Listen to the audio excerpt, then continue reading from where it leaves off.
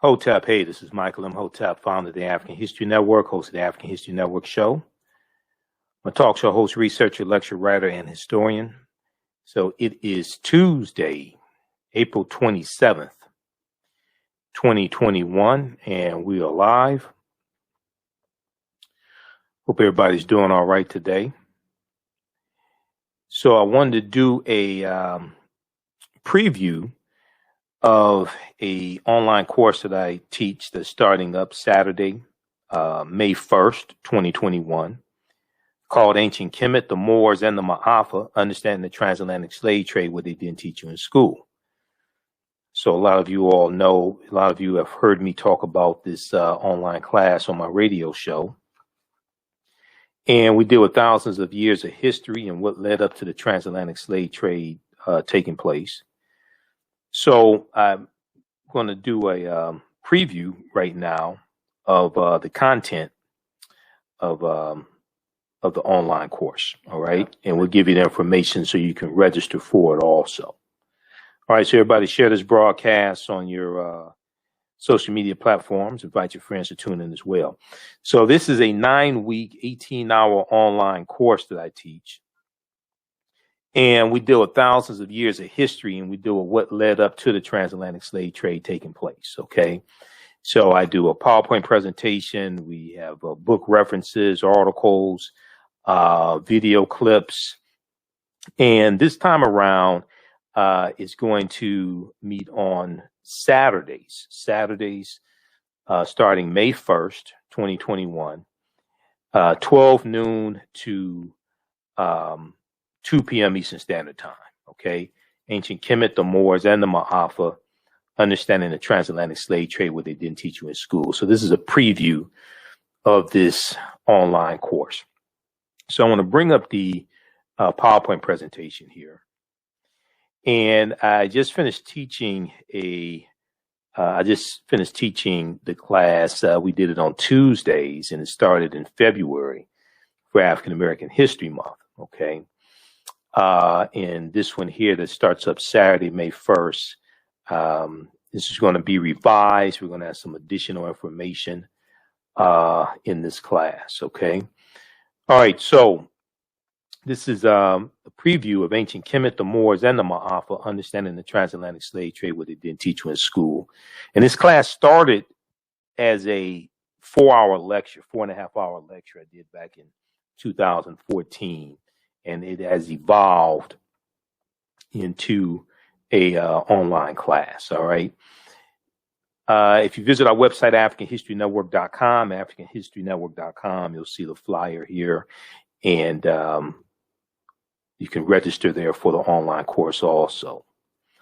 All right, let's continue. So here's some things that we deal with in the class. Now, this is a really important time, I think, to have this discussion and do this online class. And around February of each year, you'll oftentimes hear about what I call Black History Month lessons gone wrong, or slave lessons gone wrong, things like this, right?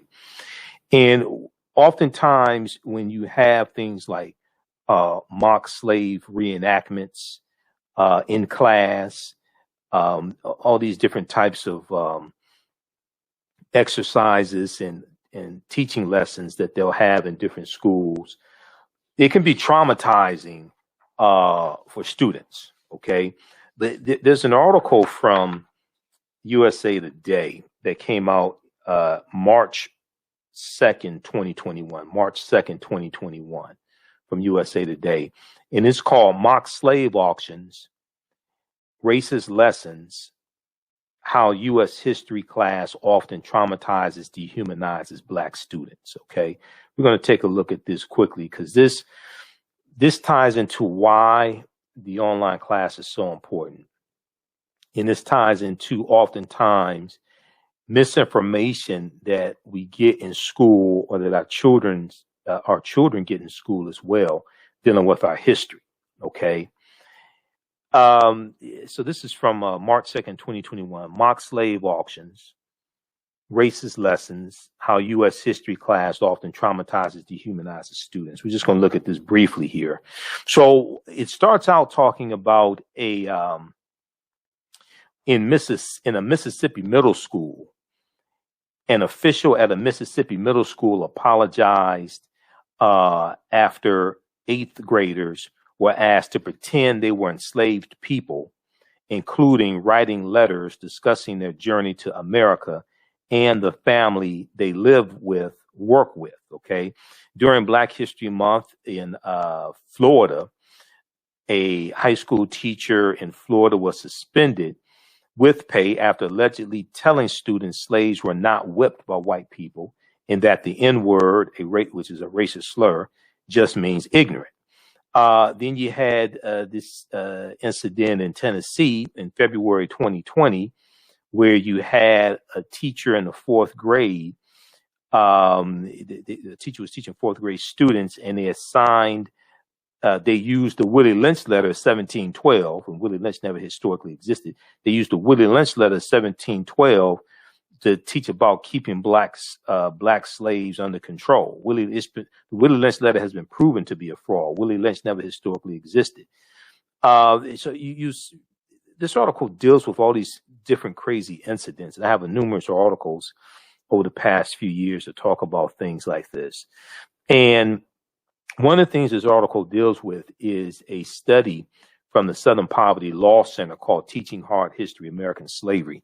Teaching Hard History, American Slavery. And I use this study. This is one of the sources that I use in the online course that I teach. Teaching Hard History, American Slavery from the Southern Poverty Law Center. We'll talk about that a little bit in just a minute. But what this article, one of the things it says is such careless assignments and lessons can traumatize students, experts said. And they are just one example of how teachers in the U.S. have long struggled and failed to teach the complex history of slavery. How teachers in the U.S. have long struggled to teach the complex history of slavery. All right. Now, Kefferlin Brown, who's a professor of cultural studies and education at the University of Texas, Austin, and Kefferlin Brown is also talked about in the online course. In the study from the Southern Poverty Law Center. She said, unfortunately, slavery is addressed often in ways that are either marginalizing or it's the only way that Black people are brought into the curriculum. It's either marginalizing or the only way Black people are brought into the curriculum. Okay. All right. So read the rest of this article here. They talk about some examples of African-American students being traumatized by slave lessons gone wrong, Black History Month lessons gone wrong. So I want to go back to the slide. How's everybody doing? Everybody share this broadcast on your social media platforms. And we'll post a link again so you can register for the online course. I want to go back to the PowerPoint presentation again. So at the very same time, we have a number of different things taking place. We have an attack on African-American history and African history. We have some Republican states that are trying to control in the state legislature what can be taught regarding history, what can be taught regarding slavery, social justice, things like this. There was an article from USA Today. Republican state lawmakers want to punish schools that teach the 1619 Project. So the 1619 Project from the New York Times. Now, you've heard me talk about the 1619 Project before. The 1619 Project does have some flaws in it. It's much better than the 1776 Project. Okay. It's much better than the 1776 Project, the commission that Donald Trump commissioned, and then they put out the 1619. They put out the 1776 report at whitehouse.gov. Luckily, Joe Biden took that nonsense down. Okay, but you have this fight taking place in the state legislatures attacking African American history, African history. If we look at this article here from USA Today, and also News1.com has one that's similar. Republican state lawmakers want to punish schools that teach the 1619 Project. Okay, so it talks about how lawmakers in several state houses this year in 2021 want to stop lesson plans that focus on the centrality of slavery to American history as presented in the New York Times 1619 Project, previewing new battles in states over control of civics education. Okay, previewing new battles in states over control of civics education. Republican lawmakers in Arkansas, Iowa, Mississippi, Missouri, and South Dakota filed bills in January of 2021. If enacted, these bills would cut funding to K through 12 schools and colleges that provide lessons derived from the award-winning project known as the 1619 Project. The South Dakota bill has since been withdrawn.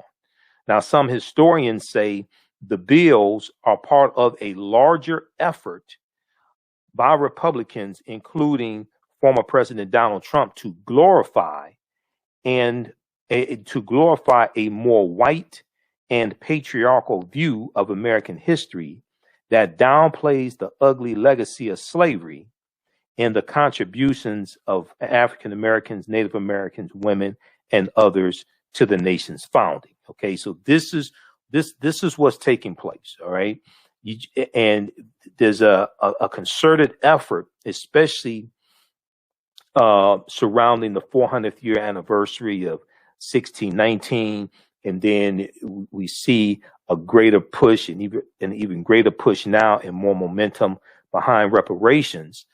We see a concerted effort to try to suppress teaching this history in school. Okay, so this is what's taking place, and we see Republicans attacking us at the state legislature level. We saw Donald Trump attacking us at the federal level from the White House with the 1776 Project, for just one example, the 1776 Project. All right, I want to go back to the PowerPoint presentation here. Okay, so here's the cover of the study I was talking about, Teaching Hard History, American Slavery, Teaching Hard History, American Slavery from the Southern Poverty Law Center. And I found out about this study. There was an article from theatlantic.com. Okay, this is from, I think it was 2018 or 2019, but it's called What Kids Are Really Learning About Slavery. What Kids Are Really Learning About Slavery. A new report finds that the topic is often sentimentalized, it's often mistaught, and often sentimentalized, and students are alarmingly misinformed as a result. Students are alarmingly misinformed as a result. Okay. Now, the reason why this type of information is so important is because the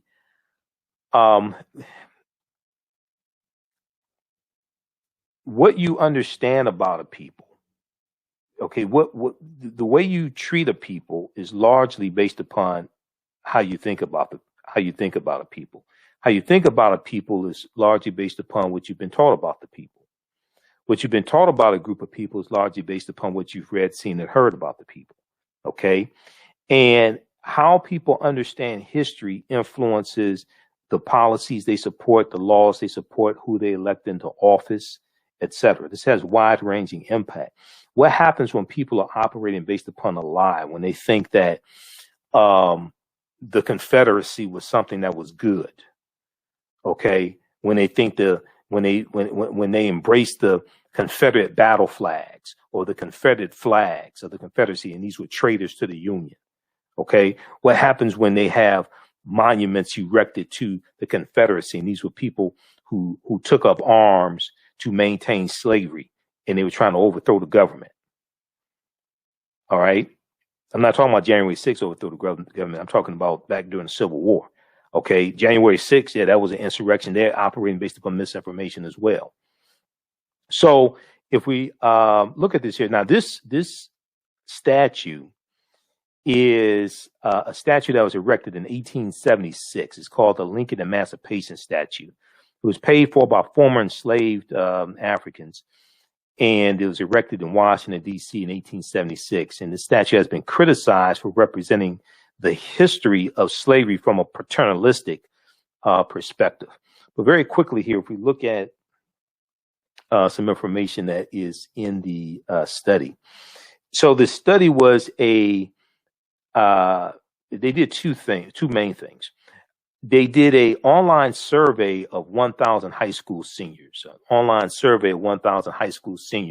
to find out what they knew about slavery and the history of slavery. Okay. And then they also did a survey of about 1,700 social studies teachers as well. But a new report released by the Southern Poverty Law Center, Southern Poverty Law Center's Teaching Tolerance Project, points to the widespread failure to accurately teach the hard and nuanced history of American slavery and enslaved people. Okay. The nuanced history of American slavery and enslaved people. Collectively, the report finds that slavery is mistaught, mischaracterized, sanitized, and sentimentalized, leaving students poorly educated and contemporary issues of race and racism misunderstood.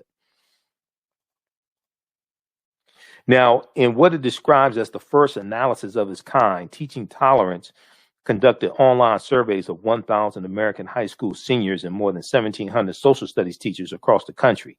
The group also reviewed 10 commonly used U.S. history textbooks, and it examined 15 sets of state standards to assess what students know, what educators teach, and what publishers include, and what standards are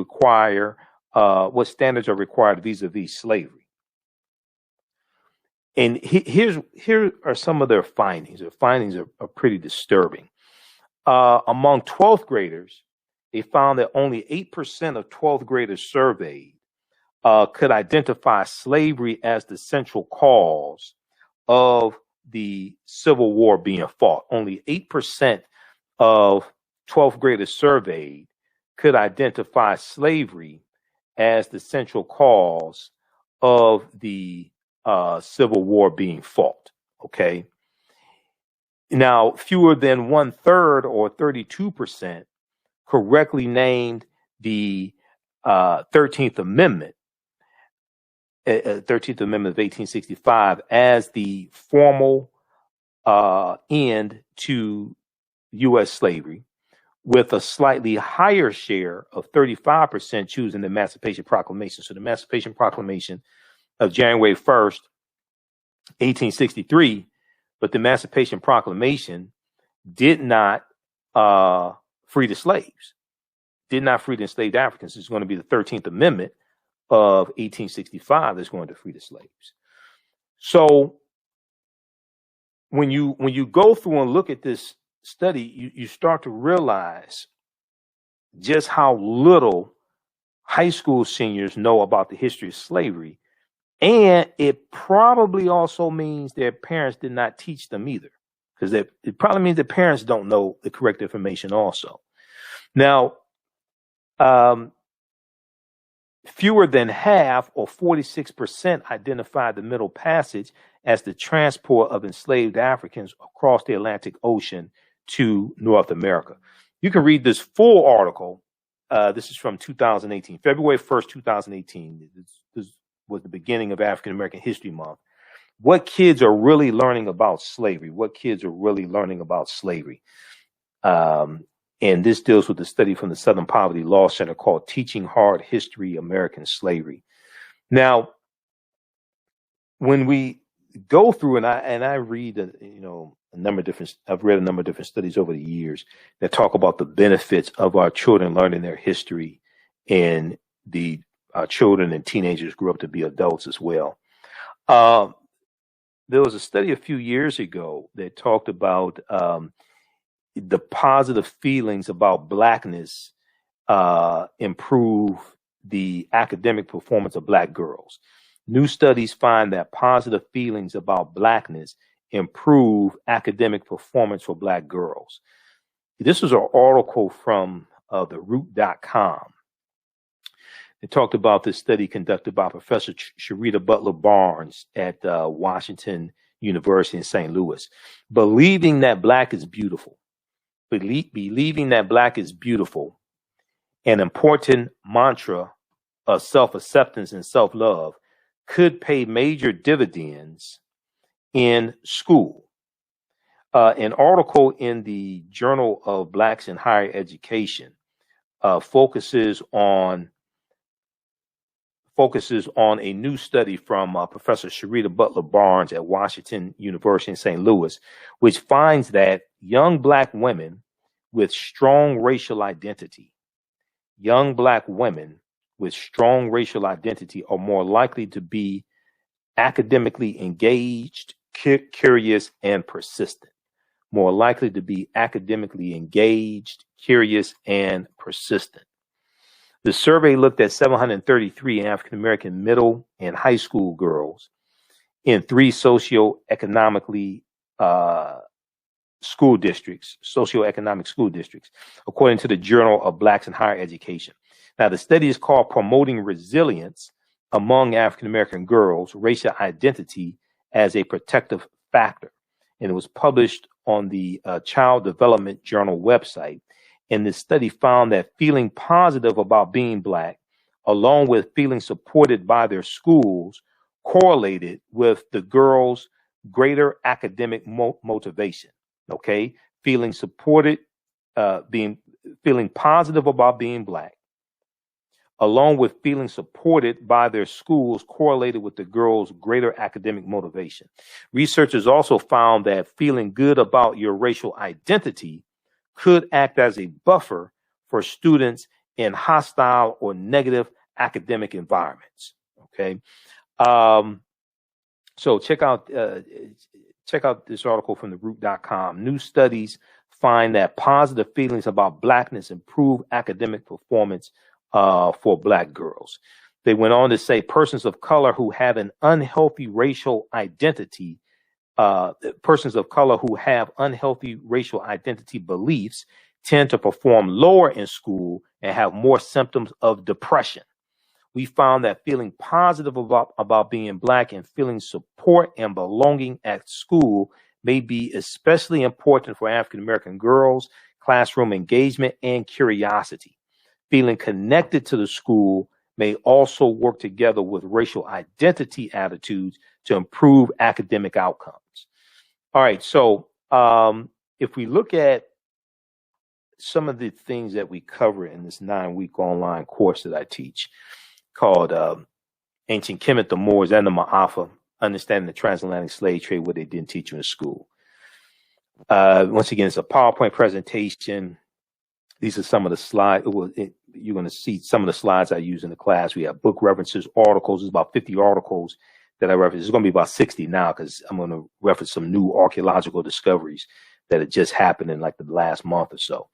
But we deal with things like, what was the transatlantic slave trade? What were some of the events that led up to the transatlantic slave trade starting? Because I try to deal with all of these historical events, try to deal with it chronologically and take you throughout history. Okay, deal with thousands of years of history and take you to what leads up to the transatlantic slave trade taking place, so we can understand cause and effect. What were some of the events that led up to the transatlantic slave trade starting?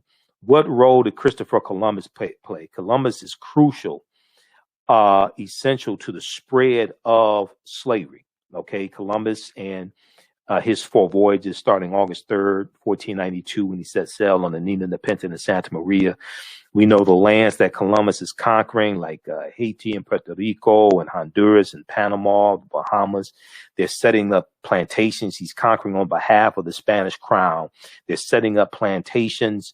They are enslaving the native people, decimating the population of native people, extracting gold and silver and different things like this, mineral wealth from the various lands they're conquering, and setting up plantations, especially sugarcane plantations. Okay, so Columbus is crucial for the spread of racism and slavery and capitalism and the exploitation of indigenous people. So we deal with Christopher Columbus and what led up to Columbus setting sail also in 1492. And that gets into the 800-year occupation of Europe by the Africans known as the Moors. When did Africans first come to the U.S. As slaves? Okay, as enslaved Africans. Did Africans sell themselves into slavery?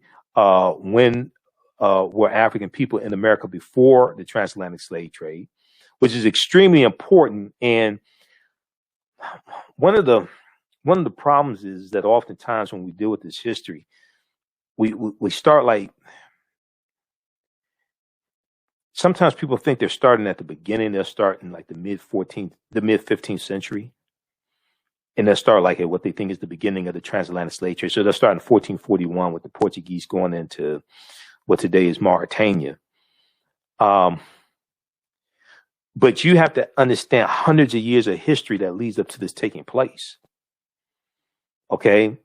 And the Europeans were dealing with the African Moors and fighting against the Moors for hundreds of years leading up to 1441. They didn't just, that the mid 15th century was not when Europeans first came in contact with African people. No, the Moors had going to the Iberian Peninsula today known as Spain and Portugal in 711 AD. They're taking teachings from ancient Kemet, ancient Egypt into Europe. These teachings are going to bring the Europeans out of the Dark Ages, and it's going to save Europe. And it's going to save Europe to our detriment. Because everything that we taught the Europeans came back to kick us in the behind. And one of the sources I use in the class is the book by Dr. David Imhotep, The First Americans Were Africans, Documented Evidence. He's a friend of mine. I've interviewed him a number of times. The First Americans Were Africans, Documented Evidence. Because what a lot of people don't know, and this is one of the problems with the whole 1619 story, when people think that African people first came to this land, August 20th, 1619, even though August 20th, 1619 did happen.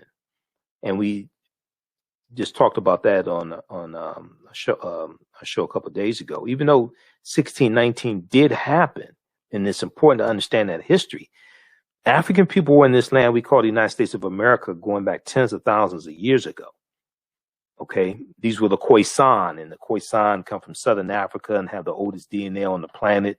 They're the ancestors to the Ainu and the Twa. They go all around the world. And they come to this land. Okay, we did not first come here conquered by Europeans, shackled in chains. And this is one of the problems with the way the history is taught. We teach our children that we first came to this land conquered by Europeans and shackled in chains. Even though the transatlantic slave trade did happen, I'm not saying it did not happen. I'm saying we have to understand like 50,000 years before it happened and understand that history. Okay, so we deal with the 800-year occupation of Europe by the Africans known as the Moors, shocking archaeological discoveries that are causing experts to rethink everything. And, you know, these archaeological discoveries are taking place like every week, every other week. If you read National Geographic, Washington Post, New York Times, they all have articles dealing with all these shocking archaeological discoveries. We look at, there was a lost city a lost city in Egypt that was just discovered that dates back about 3,000 years ago. Okay, the lost city of Egypt. And we talked about that on my radio show. It's actually, this article right here from NBC News talks about it. You can find some of these articles in like mainstream media sources. They'll talk about these archaeological discoveries. If we look at this, we flip over here and look at this article right quick. Inside Egypt's 3,000 years old lost golden city. Inside Egypt's 3,000-year-old lost golden city. This article is from April 10th, 2021. A lost golden city in Egypt, dating back 3,400 years, has been revealed in what is being called the most important discovery in the country since the tomb of King Tutankhamun in 1922. The city buried under sands near the modern city of Luxor for 3 millennia was uncovered in September 2020 by a team led by Egyptian archaeologist Zahi Hawass and was revealed to the world Thursday. Okay. Quote, this is amazing because actually we know a lot about tombs and afterlife, but now we discover a large city to tell us for the first time about the life of the people during the Golden Age. So these archaeological discoveries are taking place all the time, and what's happening is when you read about these discoveries, they tell you oftentimes this is causing us to have to rethink everything. They have to keep pushing the timelines back. Okay. Juvenile had a song back in like 1998, 99, back that thing up. When these archaeological discoveries take place, they keep having to back the timelines up. They keep having to back that thing up because when you read the articles, they'll tell you that, look, this is causing us to rethink everything. And this is causing us to realize that all this stuff is much older than we thought. So we'll deal with shocking archaeological discoveries that are causing experts to rethink everything. Insurance companies that took out insurance policies on not just slave ships, okay, but also enslaved Africans on the plantations as well. Okay, they took out insurance policies on enslaved Africans on the plantations also. We'll deal with Freemasonry, America, and the founding fathers. All right, because the foundation of Freemasonry are the teachings coming out of ancient Kemet, ancient Egypt, like the lodges out of ancient Kemet. All right, and this is going to form the foundation of the teachings of Freemasonry. We deal with the origins of the term America, Africa, and others as well. The problem with slave movies, while we've been bombarded, especially a few years ago, may not be as much in like 2020, 2021, but especially a few years ago, there's a proliferation of slave movies, movies dealing with slavery. We deal with Osar, Osset, and Heru, or who the Greeks called Osiris, Isis, and Horus, and the origins of the Immaculate Conception story. Okay. One of my teachers, Professor Kaba Hiawatha Kamene, says to understand the existence of something, you must first understand the pre-existence of existence. So when we deal with the Helios Biblos, or the Holy Bible, and when you study the etymology of the word Helios Biblos, when you study the etymology of the word Holy Bible, it takes you back to Helios Biblos, which is Greek, which means sun book, S-U-N, the sun book. Okay. And this ties into astronomy. This ties into ancient African mythology and ancient African spiritual systems, all of this. But we're going to see the Immaculate Conception story is a story thousands of years old coming out of ancient Kemet, out of ancient Egypt.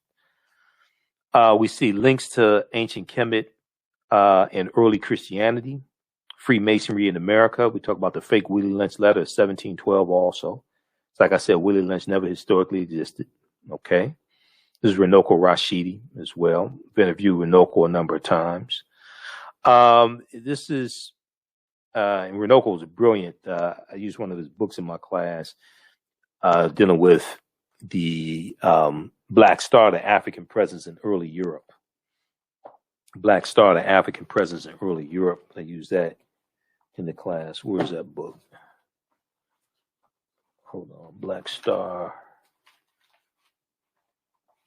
This is Nile Valley Contributions to Civilization by Tony Browder. This is African People and European Holidays and Mental Genocide by Dr. Shaka Musa Barashango. You don't have to buy any of these books to follow along in class, but I use these for reference. Some books people may have at home on their shelves.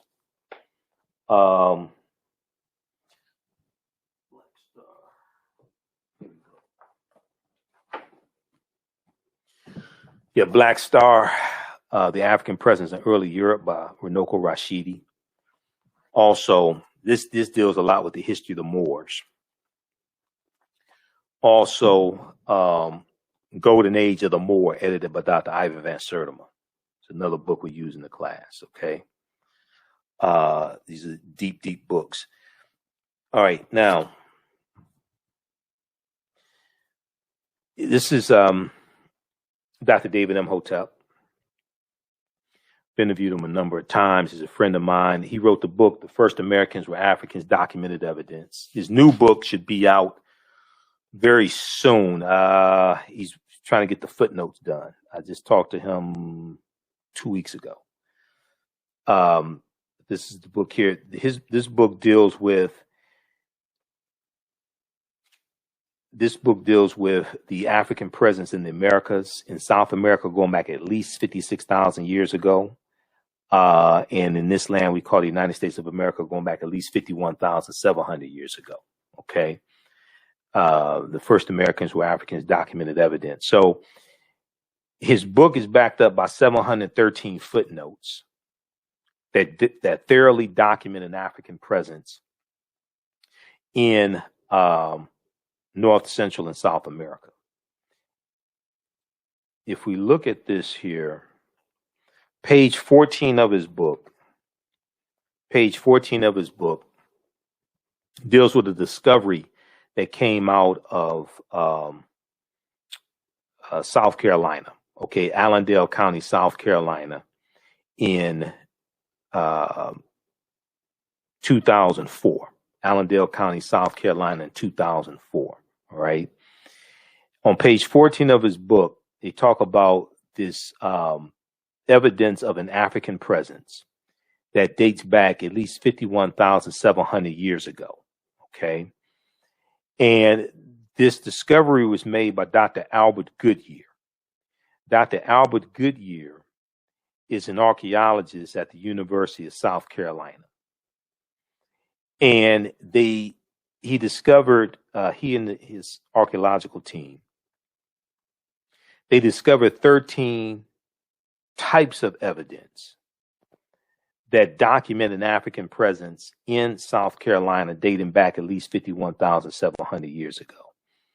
They found artifacts, architecture, campsites, carvings, Egyptian writings, footprints in lava, genetic M17D haploid groups dealing with DNA and genetics, linguistics, paintings, skulls, skeletons, structures, and tools. They found 13 different types of evidence thoroughly documenting an African presence in South Carolina dating back at least 51,700 years ago. These were the Khoisan. The Khoisan have the oldest DNA on the planet. Even the Genome Project documented the Khoisan as having the oldest DNA on the planet. And they come from Southern Africa. They spoke in cliques, the click language, and they go all around the world. Okay, these are the short stature people, the short stature Africans. Now, this is an article from ScienceDaily.com. ScienceDaily.com is a scientific website. They have scientific discoveries there. This is an article from November 8th, 2004. November 8th, 2004. This is 17 years ago. The name of this article is New Evidence Puts Man in North America 50,000 years ago. New evidence puts man in North America 50,000 years ago. Now, you can go read this article. See, you don't have to believe a word that I say. Proper documentation ends all conversation. You don't have to believe a word that I say. Okay? I give you these sources. You can research this for yourself. You don't have to believe me. When you read this article, this is a summary of what the article says. This is not my summary. This is the summary from ScienceDaily.com. Now, this is a picture of Dr. Albert Goodyear. Dr. Albert Goodyear is a white man. And in the online class, I'm going to deal with a number of different archaeological discoveries that have happened over the past few years that is just totally mind-blowing, and show how all this stuff is much older than what we've been taught. This is why, this whole thing with 1619, it did happen in Virginia. That did happen. Those 20 and odd Africans on the White Lion English pirate ship, because it wasn't even a slave ship. That was a pirate ship. Those Africans were originally from Angola, and they were on a Portuguese slave ship called the San Juan Batista. And the San Juan Batista gets hijacked by English pirates around Veracruz, Mexico, and about 50 Africans, between 50 to 60 Africans, are put on two English pirate ships called the White Lion and the Treasurer. The White Lion and the Treasurer are going to come into Point Comfort in Virginia. The White Lion comes in first, and is about 20 and odd Africans on the White Lion English pirate ship that are going to be exchanged for food and water and supplies, August 20th, 1619. But there were Africans in this land tens of thousands of years before that. And the Spanish were taking Africans into the territory we call South Carolina and Georgia in 1526. That's 93 years before 1619. So this is why we have to understand the chronology and understand that this was our land stolen from us also. Okay? African people were in this land we call the United States of America even before Native Americans came into existence. So when we look at this article, it says, the summary says, radiocarbon tests of carbonized plant remains where artifacts were unearthed last May along the Savannah River in Allendale County by University of South Carolina archaeologist Dr. Albert Goodyear indicates that the sediments containing these artifacts are at least 50,000 years old, meaning that humans inhabited North America long before the last ice age. Okay. Well, who were these humans? 50,000 years ago, that's before Native Americans come into existence. These were African people. And when you study African people, you're going to see that you'll see all the different species of African people. Australopithecus afarensis, which is Lucy or Dinknesh, dates back about 3.2 million years ago. Homo erectus, Homo habilis, all the different species of humans, you're going to see African people, all those different species. One thing Dr. David Imhotep told me is that he said, when it comes to Native Americans, you won't find remains of Native Americans older than Homo sapiens, than modern man. But for African people, you're gonna see there were all those species, okay? Because we were in existence then. All right, let's continue here. This is a discovery here. There's a video clip of interview that Dr. David Imhotep did with WKRP in Cincinnati, Channel 5. And he talks about this discovery here out of on the Greek island of Crete. This is an article from the New York Times from February 2010. On Crete, new evidence of very ancient mariners. On Crete, new evidence of very ancient mariners. This is from the New York Times. Here's a synopsis of what this article says about this archaeological discovery. It talks about how stone tools found on the Greek island of Crete over the course of 2 summers, archaeologists say are at least 130,000 years old, which is considered strong evidence for the earliest known seafaring in the Mediterranean and calls for rethinking the maritime capabilities of pre-human cultures.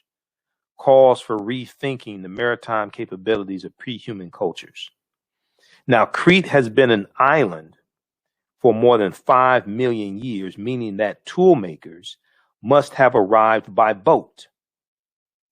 So this seems to push the history of Mediterranean voyaging back more than 100,000 years, specialists in Stone Age archaeology say.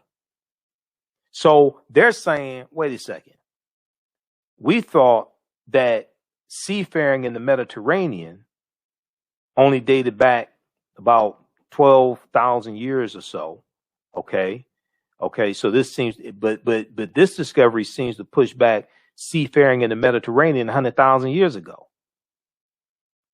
Previous artifact discoveries has shown people reaching Cyprus, a few other Greek islands, and possibly Sardinia no earlier than 10,000, 12,000 years ago. They're saying, wait a second, we had to back that thing up. They're saying, hold on. People were involved in seafaring 100,000 years ago. We're going to have to push the timelines back. We're going to have to rethink this whole thing. Crete has been an island for more than 5 million years.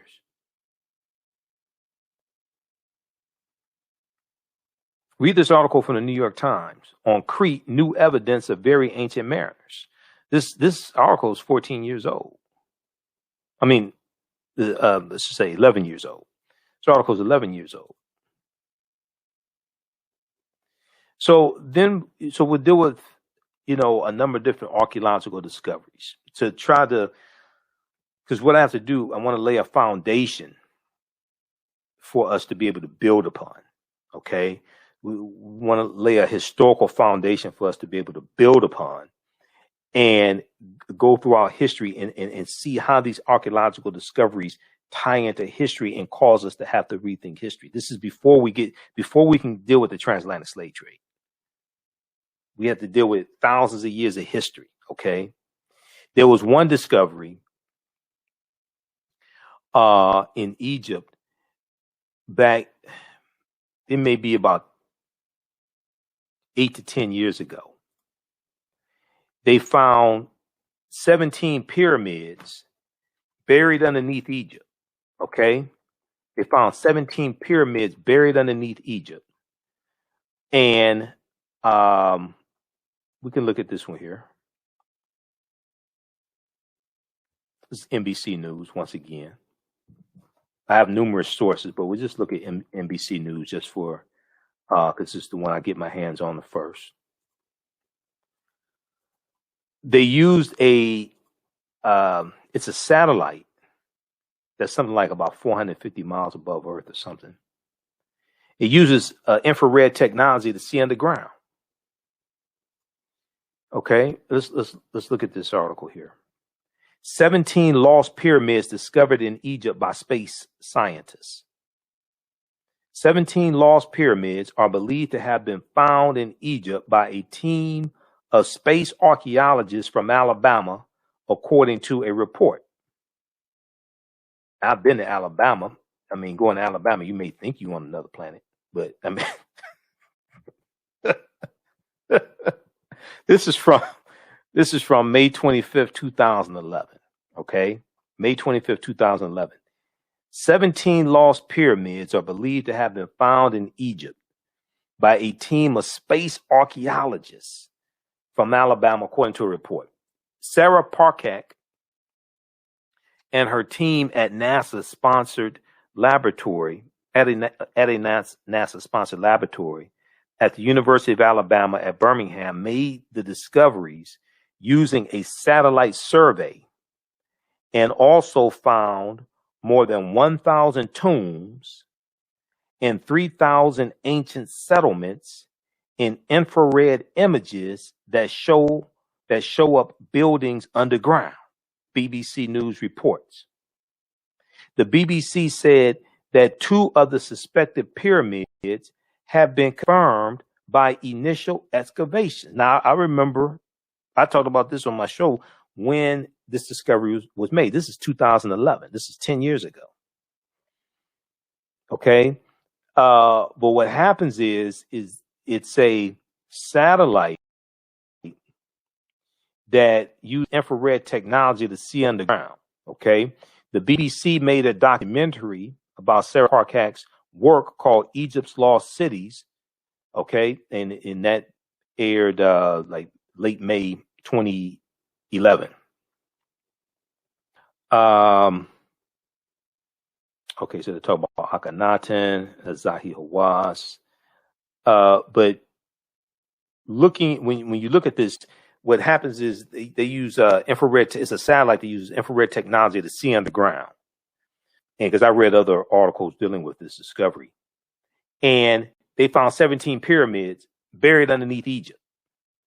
Okay, so you have civilizations on top of civilizations. But they found 17 pyramids buried underneath Egypt as well as some other things. So this is just an example. You can research that. All right, let's go back to the slideshow for just a second here. So these are some of the topics that we deal with in the online course: Ancient Kemet, the Moors, and the Maafa. Understanding the transatlantic slave trade, what they didn't teach you in school. Okay, this is a 9-week online course. We deal with thousands of years of history and what led up to the transatlantic slave trade taking place. Class starts Saturday, May 1st, 2021, 12 noon to 2 p.m. Eastern Standard Time, 12 noon to 2 p.m. Eastern Standard Time. We're going to post a link here. You can register for the online course. It's 9 weeks. You can watch from around the world.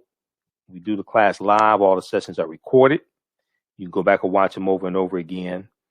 As soon as you register, you can start watching the content from the class that just ended. Okay, I just finished doing a 10-week class, so you can watch that content. And the class is regularly $130. Is on sale $80. We do a PowerPoint presentation, have book references, articles, everything. So it's a ton of information that you're going to get. Let's go back to this here. And then also you can visit our website, AfricanHistoryNetwork.com, AfricanHistoryNetwork.com. We have the information at our website, AfricanHistoryNetwork.com also. Okay.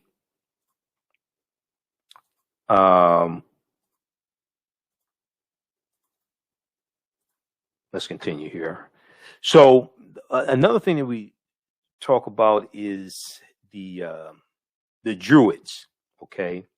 And this ties into ancient Africa, and this also ties into the St. Patrick, the British slave named Patrick, St. Patrick, and St. Patrick's Day, March 17th.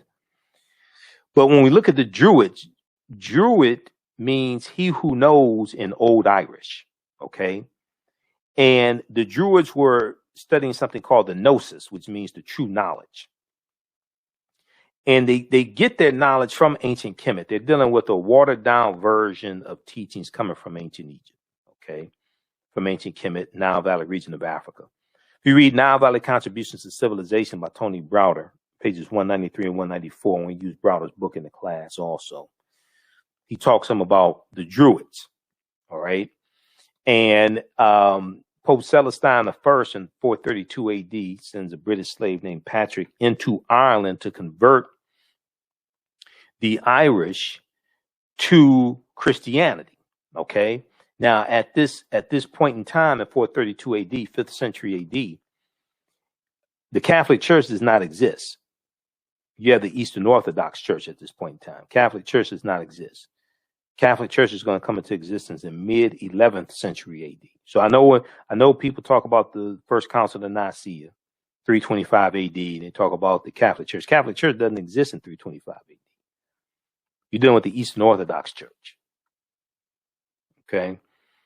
That's why you want to really deal with the timelines and understand this chronology of history. But the Druids are dealing with a watered down version of teachings coming from ancient Kemet that are in conflict with Christianity. And Pope Celestine I is sending Patrick in to Ireland to convert the Irish to Christianity. And Patrick and his army, they killed thousands of Druids and forced Christianity on the Irish. Okay. He's also credited with introducing the Latin alphabet into Ireland as well. Now, Christianity was already in Ireland because it was another person, was a bishop, I think, who went into Ireland like a year before. But he gets credited with converting a lot of the Irish to Christianity. Okay. And then the term frigatriskaidekaphobia, that deals with a fear of Friday the 13th. Frigatriskaidekaphobia. And Frigga or Freya or Freya was the wife of Odin in Nordic mythology, and Odin was the father of Thor. So when you study the origins of the days of the week, the names of the days of the week, a lot of that ties into Scandinavian mythology. Wednesday was Woden's day or Odin's day. Thursday was Thor's day. Friday is named after Freya or Freya or Frigga, depending upon which European language you're talking about. But if Freya or Frigga is the wife of Odin, and this is where Friday comes from. The word Friday comes from Frigga. So frigatriskaidekaphobia means the fear of Friday the 13th. Okay. So like this discovery here, this deals with the lost city, another lost city of Egypt that was swallowed into the sea around 12,000 years ago. This is an article from news.yahoo.com. Sunken Egyptian city reveals 1,200-year-old secrets. This deals with Tanis Heraklion, a lost city of Egypt. This is what they found, some of the artifacts that they found.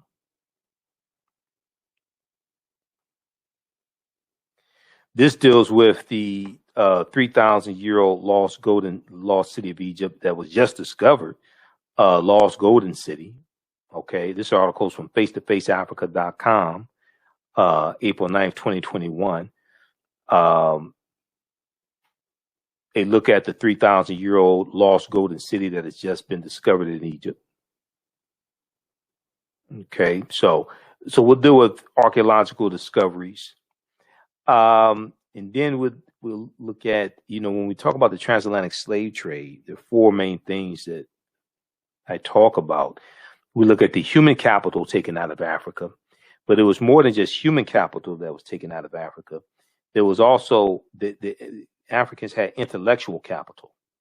Okay, we were physicians, we were doctors, we were lawyers, we were teachers, we were working with agriculture, we were working with animals. We're blacksmiths, we're working in the skilled trades. We have all different types of skill sets. We're engineers. And this intellectual capital is going to create a massive brain drain on Africa as well. And is going to benefit the quote unquote new world that they're being taken to.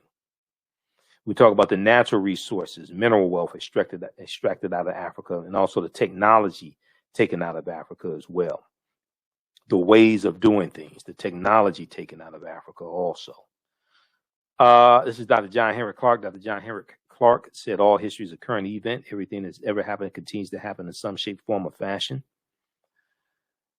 Dr. Wade Nobles, psychologist, he said, power is the ability to define and shape reality and have other people accept your definition of reality as if it were their own.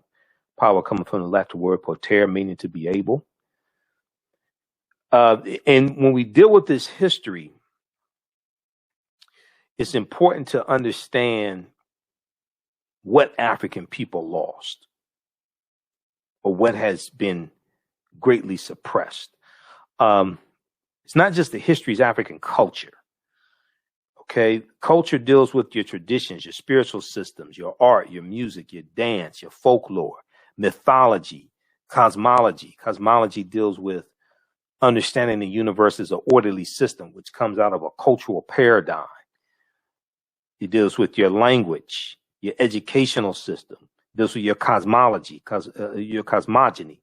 You have cosmology and cosmogony. Cosmogony deals with understanding the universe, understanding the origins of the universe from your cultural paradigm also.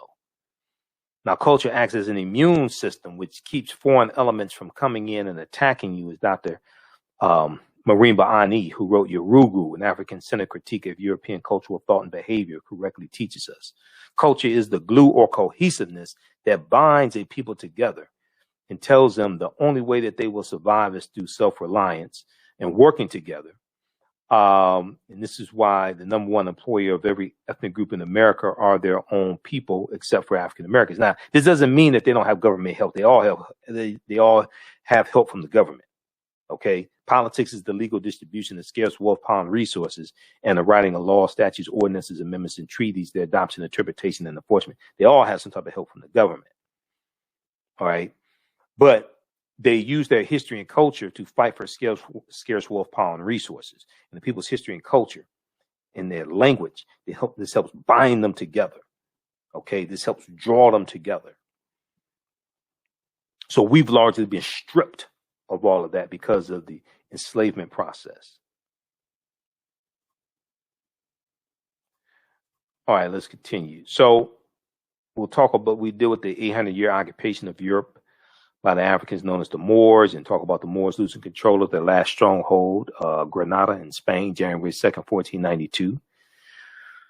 And this right here is like really, really critical. When we look at Egypt of the West and we deal with Freemasonry and we deal with these teachings coming to this land that we call the United States of America. Okay, I'm not talking about tens of thousands of years ago, but we're talking in the 1600s. So when we look at the Washington Monument is an ancient African symbol called a tekken, an ancient African symbol called a tekken. And we see the tekken in ancient Kemet, and there's still a few there today in Egypt. There's about 12 of them or so in Egypt. But it was a symbol of resurrection coming from the story of Asar, Set, and Heru. Okay, who the Greeks called Osiris, Isis, and Horus. All right, how's everybody doing? How you all like this type of information? When we look at Freemasonry, okay, and I reference Egypt on the Potomac by Tony Browder. That's another book that we use in the class. Egypt on the Potomac by Tony Browder. And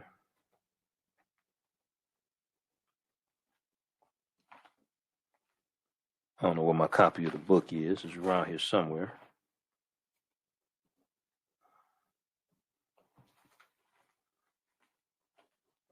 I'm seeing every other book right now. Hold on, where's Egypt on the Potomac? I've got it here. Got now about the contributions of civilization. Oh, here it is right here. Egypt on the Potomac. You got How Europe Underdeveloped Africa by Walter Rodney. Crucial book. Okay, we don't talk about this one in the class. I don't think we're going to talk about this one in the class this time around. There's so much information already to cover. But Egypt on the Potomac by Tony Browder. Okay. So if we look at Freemasonry and we look at pages 18 and 32, the word Mason is derived from the Latin words mass and sun. The Latin words mass and sun. Mason means child of light and expresses the desire to pursue light, which is a metaphor for the sun. Okay. Which symbolizes knowledge. Okay. So throughout history, light was a metaphor for knowledge, okay, and darkness was a metaphor for ignorance, right? Now, the term child of light or sons and daughters of light was first used to identify students who had identified 42 years of study in the temples of ancient Kemet. Many Masonic temples were modeled after the temples of ancient Kemet, places where light or knowledge was imparted in a series of steps or degrees. So when you go to a institution of higher learning or a liberal arts college and you get your credentials in a series of degrees, okay? Bachelor's degree, associate's degree, bachelor's degree, master's degree, PhD, etc. Okay, this is where this concept comes from. Then when you read, and I just saw the book, okay, by George G.M. Stolen Legacy by George G.M. James, he talks about the seven liberal arts. And he talks about the trivium and the quadrivium, okay? And he talks about the rhetoric and the logic and things like this, the seven liberal arts. All this goes back to the Nile Valley region of Africa. This is where all this comes from. So 50 of the 56 signers of the Declaration of Independence were Freemasons. 13 of the 39 signers of the U.S. Constitution were Freemasons. 4 of the first 5 presidents were Freemasons as well. You read page 18 of Egypt on the Potomac. Browder breaks this down. But they're dealing with a watered-down version, once again, of teachings coming from ancient Kemet. But what happens is the Moors are taking these teachings into Europe. And you're going to have a group that's going to be known as the Knights Templar that are going to be formed in 1118 AD during the Second Crusades. 1118 AD, the Knights Templar. The Knights Templar are studying the teachings from the Moors, these Africans. They're studying these teachings because when the Moors go into Europe, 85, 90% of Europeans are illiterate. And these teachings are going to bring Europe out of the Dark Ages. The next stage that Europe is going to go into the early 1500s is called the Renaissance era. The Renaissance era. And the Renaissance era means it deals with the era of enlightenment. Light. L-I-G-H-T. Enlightenment. They're coming out of the Dark Ages. Darkness meaning ignorance. And they're going into the Renaissance age of enlightenment. Light meaning knowledge.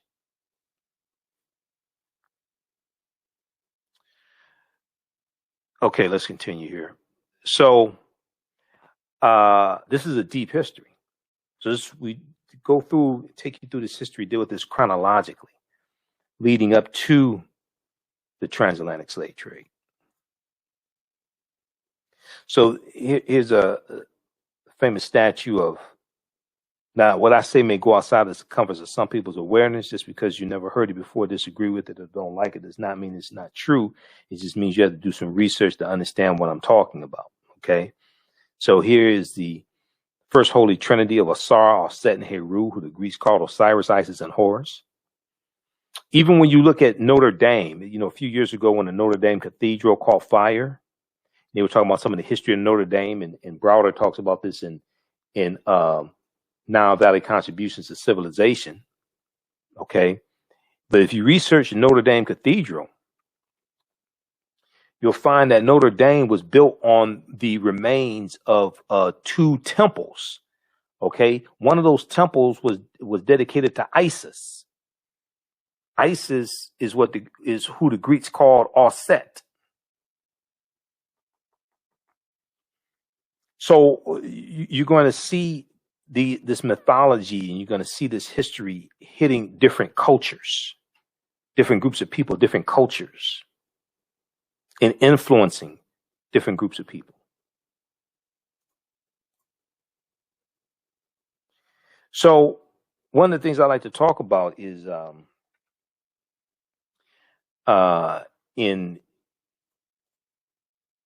you have the secrets of Isis.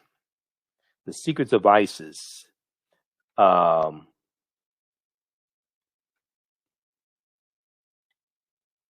You have the live action show came on Saturday morning called The Secrets of Isis. And The Secrets of Isis was the superhero Isis from DC Comics. And when you watch the show, and I saw it a few years ago on Hulu, when you watch the show, it talked about how Isis got her powers from ancient Egypt. And they talk about the daughters of Hathor and all this stuff. You watch the beginning of it, man. They talk about all this ancient Egyptian stuff in the TV show. Now, watching it in the 70s, I used to watch this show in the 70s when it came on. It used to be the Shazam and Isis Hour. The Shazam and Isis Hour on Saturday mornings, CBS, 11 a.m. Eastern Standard Time. The Shazam and Isis Hour. I still have comic books from like the 70s that in the comic books they would advertise all these shows for Saturday morning. This before we didn't have the comedy. We didn't have like the cartoon channel, all that stuff. We didn't have that. Okay. So Saturday morning, that's when all the cartoons came on, okay, and all the new the Super Friends, and all the cartoons that we watched back then, Mighty Mouse or whatever the hell it was, right? So the Shazam and Isis Hour was a live action show, and they had this white woman whose name who was Isis, and she had all these superpowers. But at the time, we didn't know that she was a copy of an African woman out of ancient Kemetic mythology. This is where they were getting it from. And we're sitting there mesmerized, and you got this, attractive white woman doing all this supernatural stuff, and they were getting it from our culture.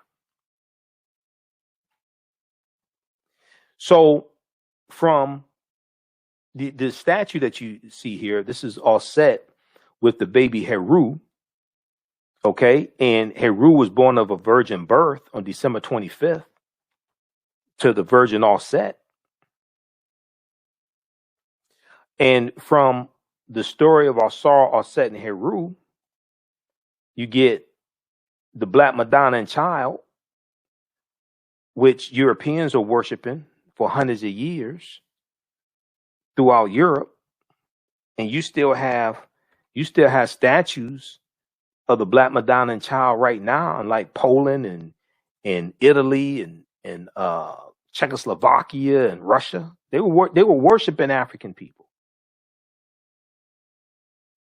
Then you have to wonder what the hell happened. To be honest with you, if we look at how African American women are treated today, especially in negative corporate control hip hop, I mean, hundreds of years ago, Europeans, they were idolizing African people.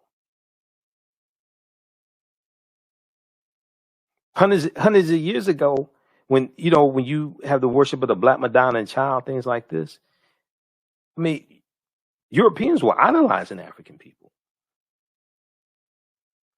You have to ask what happened. Then you get the decolorized version, okay? Because see, as Europeans are coming out of the Dark Ages, and as you have a rise in European powers and they're conquering people's land, and you have a rise in European powers, then you have a rise in the European phenotype. As you go into the early 1500s, things like this, you have a rise in the European phenotype, and what's going to take place is a lot of these different traditional figures and mythological characters, etc. A lot of these are going to be reinterpreted as European figures. So Hercules was African.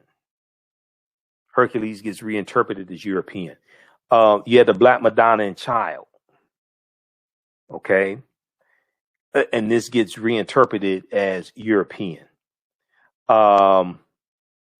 You have Michelangelo painting the Sistine Chapel.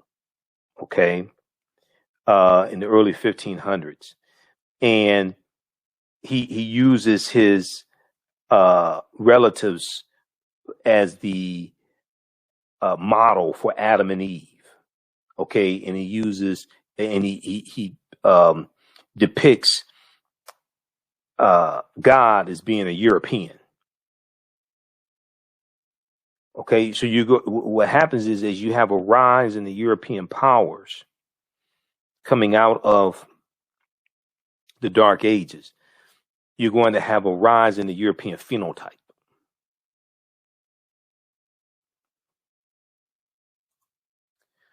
Okay, so let's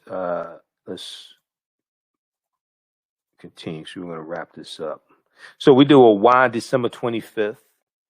Why Christmas is celebrated on December 25th? Because nowhere, now this may go outside the circumference of some people's awareness. Just because you never heard it before or disagree with it does not mean it's not true.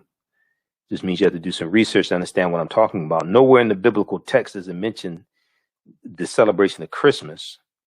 Nowhere in the biblical text does it mention that Jesus the Christ was born on December 25th. And also the letter J wasn't created till the year 1630 AD. So when you look up the word Jesus in the dictionary, it takes you back to Yeshua, which is Hebrew, because the letter J is derived from the letter I, and the letter J didn't exist in first, second century AD. The letter J didn't exist. But and also the celebration of Christmas didn't exist either. The word Christmas, that comes into existence in about mid 11th century AD also. Okay, so one of the mistakes that's oftentimes made is that a lot of times people think the way that we do things today is how we've always done it. Even when you study Christianity, right? Early Christianity looked a lot like traditional African spiritual systems. Early Christianity is different. It was a lot different than the way people celebrate Christianity today, because the way people celebrate Christianity today, a lot of that is shaped by those 21 ecumenical councils held between 325 AD to 1870. The first Council of Nicaea, Council of Chalcedon, Council of Constantinople, Council of Ephesus, things like this. And they're going to shape what people believe, how they practice Christianity. They're going to shape what's the books taken out of the Bible, the books left in the Bible. Okay, so that's going to evolve over a course of hundreds of years.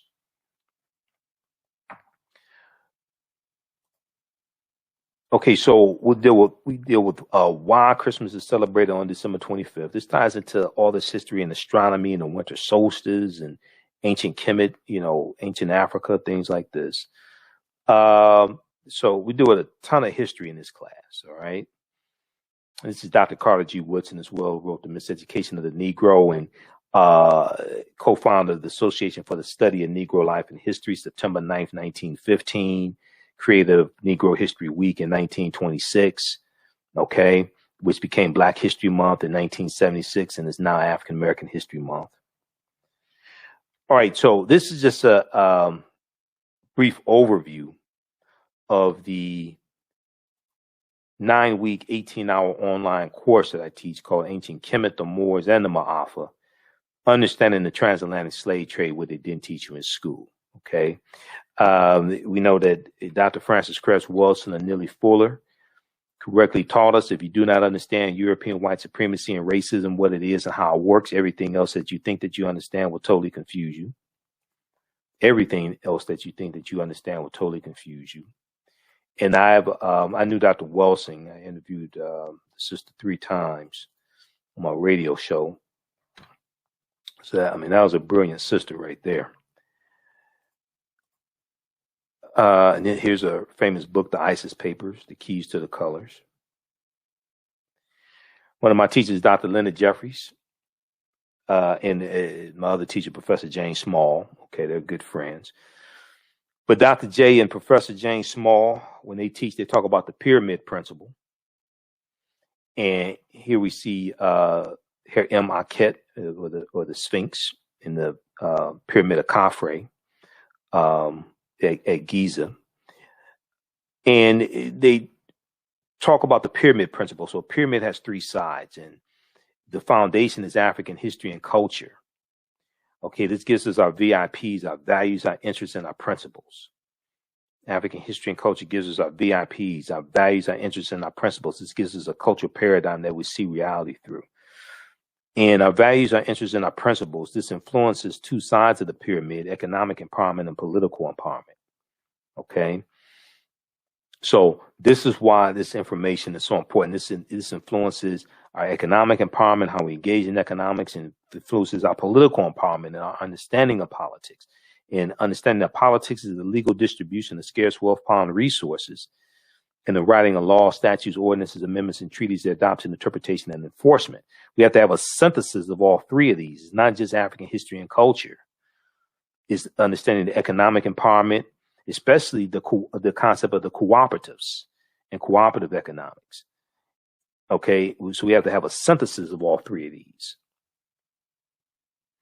And Dr. Leonard Jeffries correctly teaches us, whoever controls the images controls your self-esteem, your self-respect, and self-development. Whoever controls the history controls the vision.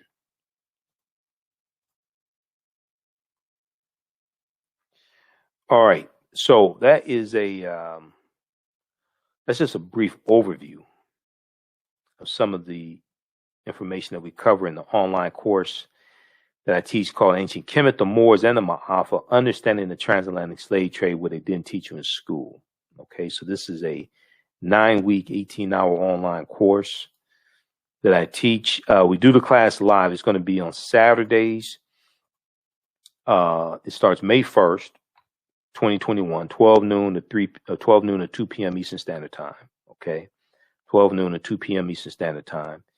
And we posted the link here, but when you go to our website, AfricanHistoryNetwork.com, right on the home page, it has the information for the online class.